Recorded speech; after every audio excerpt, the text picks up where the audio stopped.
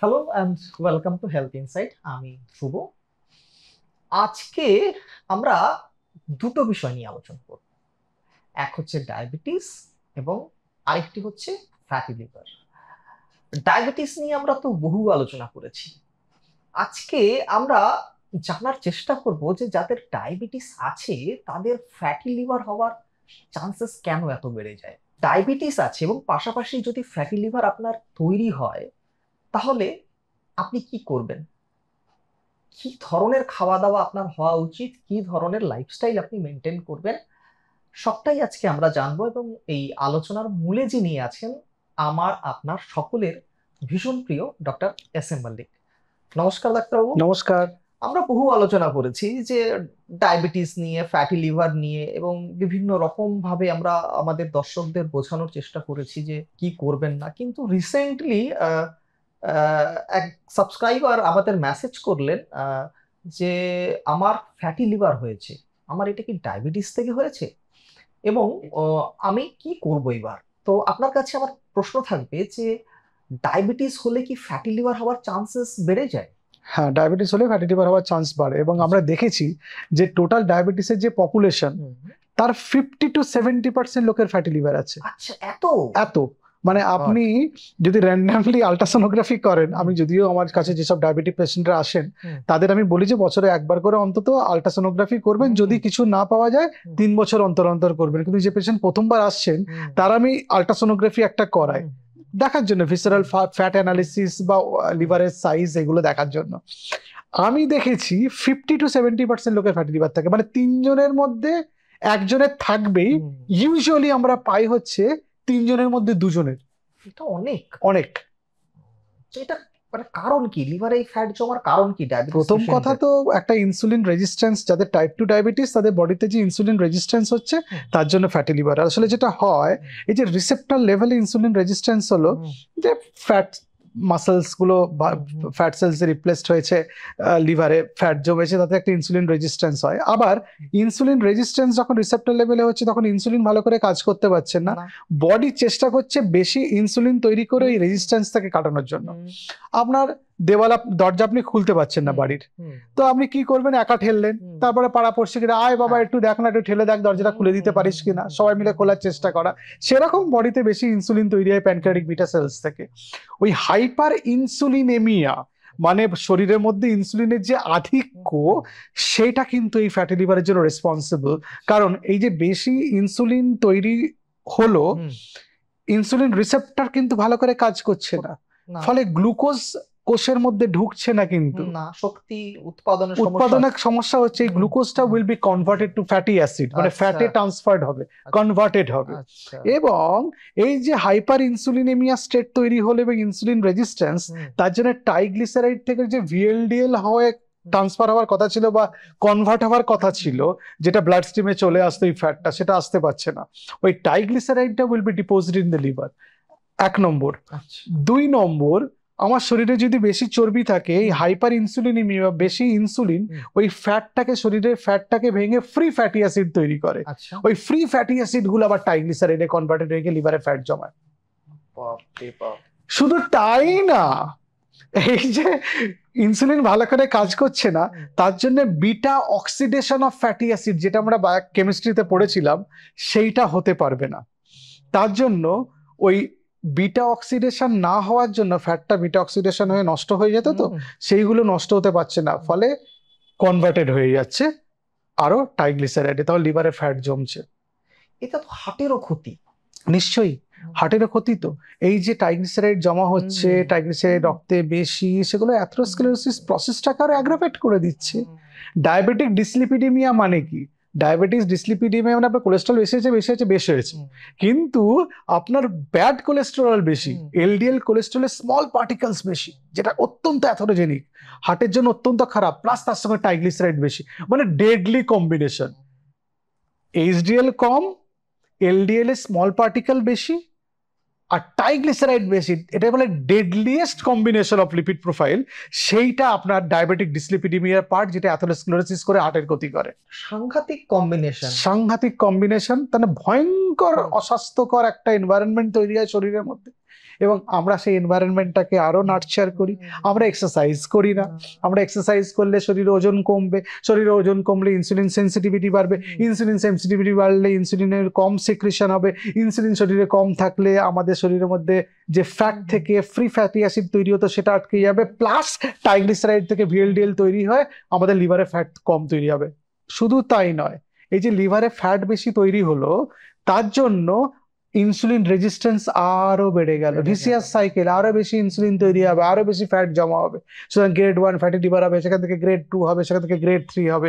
যখন grade 1 fatty liver হচ্ছে সাবধান হয়ে যান। এত কিছু হচ্ছে তখনও আপনি আপনার ফুড হ্যাবিটটা আপনি চেঞ্জ করছি না। এত কিছু হচ্ছে তখনও আপনি আপনার লাইফস্টাইলটা চেঞ্জ করছেন না। প্রথম কথা হচ্ছে রক্তে তো সুগারের পরিমাণ বাড়ছে, আর সুগার জাতীয় খাবার মানে চিনি জাতীয় খাবারের যে ক্রেভিংটা সেটাও আপনি কমাতে পারছেন না। ভয়ঙ্কর। এবার আমি বলি যে আপনার চিনি খেতে, মিষ্টি খেতে ক্রেভিং হচ্ছে, তাতে আপনি pastry, cake, biscuit, cookies, lozenges, toffee, মিষ্টি এগুলো না খেয়ে খেজুর খান, ফলের মিষ্টি, একটু ফল খান, তাতে কিছু ফাইবার তো যাবে, সুগার স্পাইক কম হবে। সেটাই আমি সবাইকে বলি যে ফ্যাটি লিভার ডায়াগনোসিস হলো, আপনি যদি দেখেন যে আপনার বিএমআই বেশি, শরীরের ওজন 7 to 10% ইমিডিয়েটলি কমান, ইনসুলিন সেন্সিটিভিটি বাড়বে, এক্সারসাইজ বাড়ান, এবং ফুড হ্যাবিটটা সেরকম করে প্ল্যান করুন যেই ফুড হ্যাবিটে আপনার শরীরের মধ্যে রিফাইন্ড সুগার, স্যাচুরেটেড ফ্যাট কম যাবে।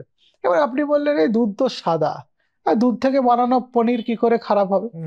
দুধের মধ্যে যে ফ্যাটগুলো থাকে, তার পারমেস্টিক অ্যাসিড থাকে, তার মধ্যে স্টিয়ারিক অ্যাসিড থাকে, এগুলো তো স্যাচুরেটেড ফ্যাট, এগুলো তো খারাপ শরীরের জন্য। এছাড়া আমরা আর কি কি লাইফস্টাইল চেঞ্জ করতে পারি যাতে এটাকে খানিকটা হলেও ম্যানেজ করা যায়? তাহলে প্রথম থেকে শুরু করতে হয়। তাহলে প্রথম থেকে শুরু করতে গেলে আপনাকে রাত্রিবেলা ঠিক সময়ে ঘুমোতে হবে, যাতে সকালবেলা ঘুম থেকে আপনি উঠতে পারেন। সকালবেলা ম্যাক্সিমাম এনার্জেটিক আপনি থাকবেন ঘুম থেকে উঠে, তখন আপনি এক্সারসাইজ করতে যান। 30 মিনিট অ্যাটলিস্ট ব্রিস্ক ওয়াকিং করুন, তার সঙ্গে 15 মিনিট রেজিস্ট্যান্ট এক্সারসাইজ করলে ভালো। এবার আমার হাঁটতে মোনোটোনাস লাগে, ভাল লাগে না, কি হাঁটবে এরকম লাভিয়ে, তাহলে স্পোর্টস অ্যাক্টিভিটিতে ঢুকে যান। সেখানে আপনি কিছু স্পোর্টস অ্যাক্টিভিটি করলেন, আপনি ফুটবল খেলতে পারেন, ক্রিকেট খেলতে পারেন, ব্যাডমিন্টন খেলতে পারেন, টেনিস খেলা শিখতে পারেন, সাঁতার কাটতে পারেন, জুম্বা করতে পারেন, ডান্সিং করতে পারেন, সুইমিং করতে পারেন। ফিজিক্যাল অ্যাক্টিভিটি আপনার বাড়াতেই হবে। এক্স্যাক্টলি, হ্যাঁ, মানে এবং আপনার যদি এই দুটো কম্বিনেশন থাকে তাহলে এটাকে আপনাকে আরো বেশি করে বাড়াতে হবে, যাতে ইনসুলিন রেজিস্ট্যান্স কমে, শরীরে ওজন নিয়ন্ত্রণে থাকে। এবং খাদ্যাভ্যাসে সেই খাবারগুলো খেতে হবে যেগুলো সুগার স্পাইক করে না, যেই খাবারগুলো কম কনভার্টেড হবে ট্রাইগ্লিসারাইডে। কোন কোন খাবার আমি প্রথম থেকে বলে আসি, চিনি, গুড়, মিষ্টি, মধু, মিছরি, নকুলদানা খাবেন না। মাটির নিচে যেগুলো হয় সেগুলো আলু, ওল, কচু অ্যাভয়েড করুন।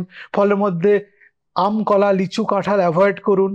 স্যার, আপনি তো এতগুলো খাবারের কথা বললেন, আমাদের দর্শক বন্ধু যারা আছেন তারা প্রায়ই কমেন্ট করেন যে আপনি তো সবই খেতে বন্ধ করে দিলেন, তাহলে খাবোটা কি? এবার খাবেনটা কি তাহলে বলি, এত খাবার আছে শুনে আর মনে হয় এত খাবার কি করে খাবো, আপনাকে জানা দরকার। একদম, আপনাকে হোল গ্রেন খেতে হবে। হোল গ্রেন মানে যে খাবারে ফাইবার থাকবে, পুরো শস্যের উপাদান খেতে হবে। যেমন গম হলে পুরো গমের অংশ, ময়দা নয়। ওটস খেতে পারেন, ডালিয়া খেতে পারেন, কিনুমা খেতে পারেন, আপনি পালসেস লেগুমস খেতে পারেন, তার মানে ডাল জাতীয় খাবার, বিনস জাতীয় খাবার খেতে পারেন, আপনি ফলমূল শাকসবজি খেতে পারেন, আপনি বাদাম বীজ খেতে পারেন, আপনি লিন মিট খেতে পারেন, চিকেন হতে পারে, আপনি ডিম খেতে পারেন, আপনি কম ফ্যাট যুক্ত মিল্ক খেতে পারেন এবং মিল্ক প্রোডাক্ট খেতে পারেন, আপনি মার্জারিন খাবেন না, ডালডা খাবেন না, তেল সারা মাসে চেষ্টা করুন 500 থেকে 700 ml এর মধ্যে রাখতে পার হেড। এবার এত খাবার, এর মধ্যে যদি আপনি খাবার খুঁজে না পান, তাহলে আমার ধারণা হবে আপনার সম্বন্ধে যে আপনার বাড়িতে খাবারের অভ্যেসটা ভালো না, এবং আপনি চান না যে স্বাস্থ্যকর খাবার খেতে। ঠিকই, মানে প্রচুর খাবার আছে, মানে আপনি যে খাবারগুলো আপনি বারণ করছেন আমরা সবাই জানি মোটামুটি এই খাবারগুলো ভালো নয়। এবং একটা সময় ছিল যে খাবারগুলো এতটা প্রচলিত ছিল না, মানে আমি যদি আজ থেকে 20-30 বছর আগে যাই, 30 বছর আগে যাই, কেক, পেস্ট্রি বা এই যে পিৎজা এবং এই যে এখন যে ধরনের ফাস্ট ফুড আমরা দেখতে পাই বাজারে, এগুলো কিন্তু তখন ছিল না। এক্স্যাক্টলি, তখনও তো আমরা খেতাম, তখন আমাদের কাছে খাওয়ার প্রচুর অপশন ছিল, এখনো আছে। আসলে আমরা খুঁজতে চাই না, আমাদের হাতের সামনে যে খাবারগুলো আমরা দেখতে পাই সেগুলোই মনে হয় লোভনীয়, এবং সেগুলোর প্রতি আমাদের খাবার আকর্ষণটা তত বাড়ে সেগুলো দেখলে। এবং এখন তো টেলিভিশন থেকে শুরু করে মোবাইলে সব জায়গায় এই একই খাবারের বিজ্ঞাপন দেখতে পাই, মানে যত খাবারের বিজ্ঞাপন আমরা দেখতে পাই কোনোটাই স্বাস্থ্যকর নয়। না, হ্যাঁ, সেটা পিৎজা হতে পারে, সেটা পেস্ট্রি হতে পারে, সেটা কেক হতে পারে, সেটা কোল্ড ড্রিঙ্কস হতে পারে, বা এই ফ্রুট জুস হতে পারে, কোনোটাই কিন্তু স্বাস্থ্যকর খাবার নয়। তো এটা তো একটা মানে আমরা জানি আমরা এই বিষয়গুলো। এবার ঘটনা হচ্ছে, এ তো গেল ডায়েট এবং লাইফস্টাইল, এর কি কোনো চিকিৎসা আছে, নাকি ডায়াবেটিসটা কন্ট্রোল করলেই এটা ঠিক হয়ে যাবে? ডায়াবেটিস তো কন্ট্রোল করতেই হবে, ওটা ফার্স্ট অ্যান্ড হুম, ফরমোস্ট। হুম, হুম, 2 নম্বর, কিছু ডায়াবেটিসের ওষুধ আছে যেগুলো ফ্যাটি লিভারে হেল্পফুল হয়, SGLT2 ইনহিবিটর হয়, পায়োগ্লিটাজোন। কিন্তু পায়োগ্লিটাজোনের একটা মুশকিল হচ্ছে ওয়েট বেড়ে যেতে পারে। আচ্ছা, হ্যাঁ, নিশ্চয়ই যেটা ডায়াবেটিস রোগীর পক্ষে ভালো নয়। ভালো নয়। হুম, GLP-1 অ্যাগনিস্ট ওষুধ আজকাল বাজারে প্রচুর পাওয়া যায়, ওরাল এবং হুম, ট্যাবলেটস ফর্মে, সেগুলো হেল্প হুম, করে ভীষণভাবে। হুম, তো এই ওষুধগুলো, আমরা ডায়াবেটিসের ওষুধগুলো ফ্যাটি লিভারও হেল্প করে। সারোগ্লিটাজার আছে, আচ্ছা, যেগুলো ফ্যাটি লিভারে খুব ভালো কাজ করে। ভিটামিন ই আছে, হুম, ফ্যাটি লিভারে খুব ভালো। ডোজ সেগুলো আলাদা আলাদা, হুম, হুম, সেগুলো আমরা পেশেন্টের শারীরিক অবস্থা বুঝে ডোজ করি। আর পেশেন্ট আবার নিজেরা কিনে খেতে শুরু করলে মুশকিল, বুঝতে পারবে না, সাইড এফেক্ট হবে। হুম, আর ফ্যাটি লিভার হচ্ছে, আপনি জানেন হুম, আপনার ফ্যাটি লিভার আছে, আপনি সোশ্যাল ড্রিঙ্কিং এর নামে সপ্তাহে 1 দিন 2 দিন 3 দিন আপনি ড্রিঙ্ক করছেন, তাহলে কি করে হবে? হুম, ফ্যাটি লিভার থেকে ইনফ্লামেশন হয় লিভারের, সেখান থেকে লিভার এনজাইমস বাড়ে, সেখান থেকে ফাইব্রোসিস হয়, সেখান থেকে সিরোসিস হতে পারে বা লিভার ফেলিয়ার, বা যেটাকে ক্রনিক লিভার ডিজিজ বলি। হুম, তারপরে আপনি অ্যালকোহল খেয়ে আরো লিভারের 12টা বাজাচ্ছেন। এবার আমাকে একজন পেশেন্ট বলেছে, আচ্ছা ডাক্তারবাবু, আপনার এক ভিডিওতে শুনেছিলাম রেসভেরাট্রল, যেটা লাল আঙুরে থাকে, সেটা তো অ্যান্টিঅক্সিডেন্ট, শরীরের জন্য ভালো, তাহলে তো আমি ওয়াইন খেতে পারি। আমি তো ওয়াইনের মধ্যে অ্যালকোহল C2H5OH আছে, তার সঙ্গে রেসভেরাট্রল আছে। আচ্ছা, আপনি আমাকে বলুন তো, আপনি আপেল তো ভালো খাবার, হ্যাঁ, একদম। আপনি বিষের সঙ্গে আপেল কুচি মিশিয়ে খেলে স্বাস্থ্যকর? সেটা হয় কখন? তাহলে কখনো হয়? তাহলে কি করে তাকে বোঝাবেন যে রেড ওয়াইন যে অস্বাস্থ্যকর? এবার রেড ওয়াইন খেলে বলে HDL বাড়ে, রেড ওয়াইন খেলে HDL এর সেই পার্টিকেলস গুলো বাড়ে যেগুলো হার্ট অসুখ প্রিভেন্ট করে না, হ্যাঁ, মানে এমন একটা জিনিস বাড়ে যেটা কোনো কাজের না। কোনো কাজে লাগে কারণ না। আমি একজন কিছুদিন আগেই আমি একটা পডকাস্ট করেছিলাম, একজন আমাদের শহরের বিশিষ্ট কার্ডিওলজিস্ট, তিনি আমায় জানিয়েছিলেন যে ওই রেড ওয়াইন খায় অনেকে মনে করে যে হয়তো যেটা ভালো কোলেস্ট্রল সেটা বাড়ে, কিন্তু আদতে ওটা কিন্তু এমন কিছু কাজে লাগে না, মানে কাজে হার্টের লাগে না, স্বাস্থ্যের উপকারে ওটা কোনো কাজে লাগে কাজে না। লাগে না, কিছুই লাগে না। হুম, সুতরাং ছুতো খুঁজে यस, বিভিন্ন पीने वालों को पीने का बहाना चाहिए। এক্স্যাক্টলি ওই নিজেকে এবং আপনার পরিবারের চারপাশের লোককে বোকা বানিয়ে অ্যালকোহল খেয়ে শরীরটাকে নষ্ট করবেন না। অ্যালকোহল খাওয়াটা একদমই আপনার ব্যক্তিগত ব্যাপার। হুম, সেটা আমাদের বিভিন্ন যে ভিডিও আছে সেগুলোর মধ্যে থেকে আইনি ফাঁক খুঁজে অ্যালকোহল খাওয়ার চেষ্টা করবেন না। রেসভেরাট্রল থাকে আমি জানি রেড ওয়াইনে, কারণ আমি খাবার নিয়ে প্রচুর রিসার্চ করি। আমি সেইভাবেই আপনাদের গাইড করার চেষ্টা করি। আমি একটা বাজে এবং অসত্য তথ্য আপনাদের সামনে দেব না, এবং এমন কোনো কথা আমি বলতে চাই না যেটা জনসাধারণের স্বাস্থ্যের বিপরীতে বা হিতের বিপরীতে একদম। কথা হয়। আমি আপনাদের সেভাবেই গাইড করতে চাই। আমরা সেটাই চেষ্টা করি যে আমাদের ভিডিও দেখে যেন লোকে জানুক, মানে কারণ এখন লাইফস্টাইল ডিজিজ অনেক অনেক বাড়ছে। ডায়াবেটিস তো অলরেডি মানে আমাদের ভারতবর্ষ কে রাজধানী বলা হয়, ডায়াবেটিসের এক্স্যাক্টলি, ক্যাপিটাল বলা হয়, এবং প্রচুর। পাশাপাশি আপনি যদি দেখেন যে যে হাই প্রেশার বা আরো যে সমস্ত লাইফস্টাইল ডিজিজ আছে আমাদের ভারতবর্ষে কিন্তু প্রচুর, মানে দিনকে দিন বেড়েই চলেছে, কমার কিন্তু নাম না, নেই। কমার কোনো নাম নেই। তো এক্স্যাক্টলি। এত কিছু তো আলোচনা করলাম, কিন্তু আমার ফ্যাটি লিভার হচ্ছে, আমি ডায়াবেটিক পেশেন্ট কিন্তু আমার ফ্যাটি লিভার হচ্ছে, আমি বুঝবো কি করে? ফ্যাটি লিভারের তো কোনো সিমটম হয় না, হুম, কিন্তু যে আপনার যদি আনএক্সপ্লেন লেথার্জি হয়, হুম, অথবা আপনার হঠাৎ করে খিদে কম হচ্ছে কিনা সেটা যদি হয়, বা পেটের উপরের ডান দিকে ড্র্যাগিং পেন হচ্ছে কিনা, একটু ভার ভার থাকছে কিনা, একটা একটা অস্বস্তিকর অবস্থা তৈরি হচ্ছে কিনা, তাহলে আপনি সন্দেহ করতে পারেন ফ্যাটি লিভার হলেও হতে পারে। আচ্ছা, কিন্তু ফ্যাটি লিভার জাস্ট আপনার সিমটমের উপর বেস করে আমরা ডায়াগনোসিস করি না, তার কিছু পদ্ধতি আছে। আমরা আল্ট্রাসোনোগ্রাফি করি, কারো সিটি স্ক্যান করি, কারো ভালো করে আল্ট্রাসোনোগ্রাফিতে কতটা ফ্যাট আছে বোঝা যায় না, সেই সব ক্ষেত্রে, বা অন্য কিছু সন্দেহ করছি সেই ক্ষেত্রে MRI করা হয়। আর ফ্যাটি লিভার হয়ে লিভারে কতটা স্টিফনেস হচ্ছে সেটা দেখার জন্য ফাইব্রো স্ক্যান অফ লিভার করা হয়। আচ্ছা, ফাইব্রো স্ক্যানও করতে হতে পারে, ইলাস্টোগ্রাফি বলা হয় ওটাকে। সেটা করে আমরা দেখি, কারণ ট্রিটমেন্টটা সেই অনুযায়ী ঠিক করতে হয়। তো ফ্যাটি লিভার ভুড়ি ভুড়ি পেশেন্ট আসেন, এবং যে ফ্যাটি লিভার থেকে সিরোসিস হয় এবং এটা যে একটা মেটাবলিক ডিজিজ অনেকে জানে না।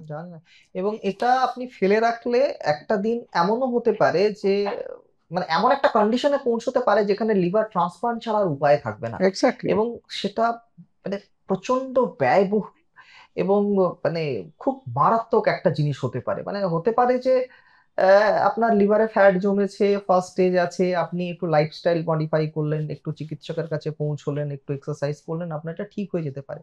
কিন্তু আপনার ইগনোরেন্সে বা আপনার অবহেলায় এটা একটা মারাত্মক একটা জায়গায় পৌঁছতে পারে। তো যাই হোক, এই আলোচনার মাধ্যমে আশা করি আপনারা নিশ্চয়ই উপকৃত হয়েছেন।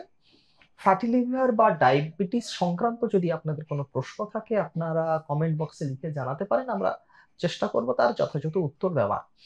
আর ডায়াবেটিস নিয়ে যদি আপনাদের কোনো প্রশ্ন থাকে বা যদি কোনো একটা বিষয় নিয়ে চান আমরা আলোচনা করি, সেটা লিখে জানান কমেন্ট বক্সে, আমরা চেষ্টা করব সেটা নিয়ে আলোচনা করার। আজ এই পর্যন্তই, আবার দেখা হবে অন্য কোনো দিন, অন্য কোনো এপিসোডে। নমস্কার।